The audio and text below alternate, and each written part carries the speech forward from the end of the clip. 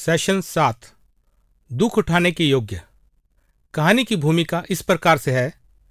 हमने सुना है कि किस प्रकार प्रभु यीशु मसीह के करीबी शिष्यों ने लोगों के मध्य अनेक चिन्ह और अद्भुत कार्य किए और लोग बड़ी संख्या में प्रभु यीशु मसीह का अनुसरण करने लगे। यरूशलेम और चारों ओर के गांवों की भीड़ बीमारों और दुष्टात्मा के सताए हुओं को 12 प्रेरितों के पास लाने लगी और वह प्रभु यीशु मसीह के नाम में चंगे किए जाने लगे। दिन प्रतिदिन उन धार्मिक नेताओं का विश्वासियों के प्रति विरोध बढ़ता गया जिन्होंने प्रभु यीशु को क्रूस पर चढ़ाकर मारा था। अब अपने श्रोताओं को सुनने के कार्य दें। इस कहानी का केंद्र कौन या क्या है? इस कहानी में उनके साथ क्या घटित हो रहा है? लूका ने अपनी पुस्तक में कलीसिया को आगे बढ़ने और तेजी से विस्तार के बारे में इस कहानी को क्यों शामिल किया? हम इस कहानी से कलीसिया के आगे बढ़ने और तेजी से विस्तार के बारे में क्या सीखते हैं? कलीसिया के रूप में हमें इन बातों को कैसे व्यवहार में लाना चाहिए? आइए अब कहानी की ओर चलें।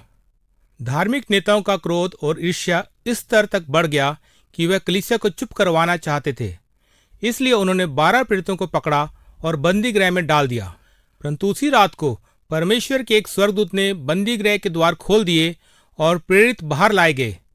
स्वर्गदूत ने उनसे कहा, वापस मंदिर जाओ और सारे लोगों को जीवन के इस संदेश के विषय में बताओ। इसलिए आज्ञा का पालन करते हुए 12 शिष्य भोर के समय मंदिर पहुंच गए और यीशु के नाम का प्रचार करने लगे।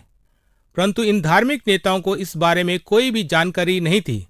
जब धार्मिक नेता सुबह इकट्ठे हुए तो उन्होंने सैनिकों से कहा कि जाओ और उन प्रेरितों को जेल से हमारे पास लाओ।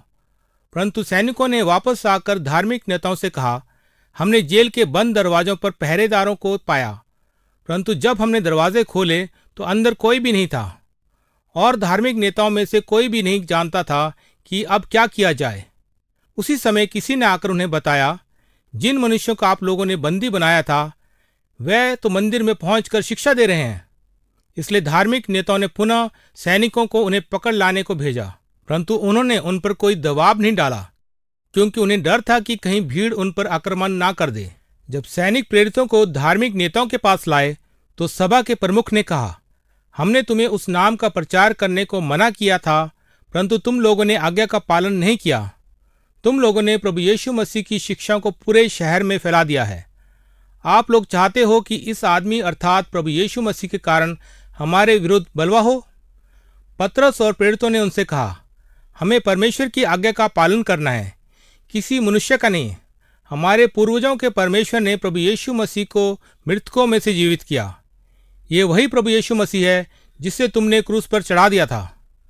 परमेश्वर ने उन्हें अपने लोगों को पश्चाताप और उनके पापों की क्षमा देने के लिए उद्धारकर्ता के रूप में सर्वोच्च स्थान दिया। हम इस सबके साक्षी हैं और इसलिए परमेश्वर का आत्मा भी जिससे परमेश्वर ने उन्हें दिया था उनका अनुसरण करते हैं। इस उत्तर से धार्मिक अगुवे इतने अधिक क्रोधित हो गए कि वह उन सभी प्रेरितों को मार डालना चाहते थे, लेकिन उनमें से एक मुख्य नेता ने उन्हें रोक दिया। उसने कहा, इससे पहले भी कई अगुवे आए जिन्होंने कुछ लोगों को अपनी ओर कर लिया था, परंतु कुछ समय के बाद वह स्वयं खत्म हो गए थे। इसलिए मेरी सलाह यह है कि इन मनुष्यों को अकेला छोड़ दिया जाए।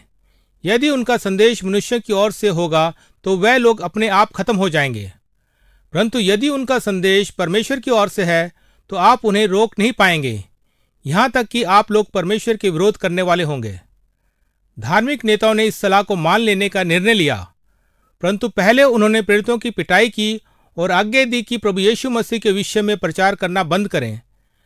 प्रेरित बड़ी खुशी के साथ चले गए कि परमेश्वर ने उन्हें इस योग्य समझा कि वह प्रभु यीशु मसीह के नाम के कारण सताए जाएं, और प्रतिदिन प्रेरितों ने